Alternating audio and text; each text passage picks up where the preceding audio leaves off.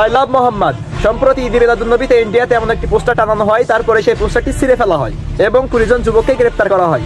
এবং একটি পোস্টার ছেঁড়ার অপরাধে হাজারো লক্ষ কোটি মানুষ নতুন নতুন পোস্টার বানিয়ে কপালে, বুকে এবং গাড়িতে, অলিতে গলিতে সব জায়গায় টানিয়ে দেয় এবং সোশ্যাল মিডিয়াতে ট্রেন্ড শুরু করে দেয়। তো একটি পোস্টার ছেঁড়ার কারণে যদি তোমাদের এই অবস্থা হয়, তাহলে তোমরা কিভাবে এই সপ্তাহকে অস্বীকার করো?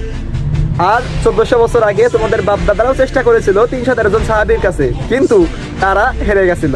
আজকে তোমরাও অল্প মুসলিম পেয়ে ইন্ডিয়াতে যেভাবে মুসলিমদের উপর নির্যাতন চালাচ্ছ, তোমাদেরও হার হবে। এবং এটি 1400 বছর আগেই আমাদের নবীজি বলে গেছে, ভবিষ্যতে একটা যুদ্ধ হবে, যুদ্ধের নাম হবে গাজওয়াতুল হিন্দ। যদি এই বিষয়ে আর বেশি কিছু জানতে চাও, তাহলে গাজওয়াতুল হিন্দ লিখে সার্চ করো, পেয়ে যাবা। তো গাজওয়াতুল হিন্দে হিন্দুদের পরাজয় হবে এবং মুসলিমদের বিজয় হবে। তো সেটি আভাস আমরা পাচ্ছি।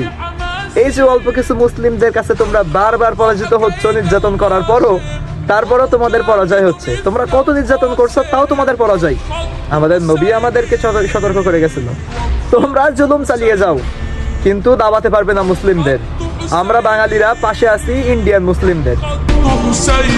We love Indian Muslim, not Indian people.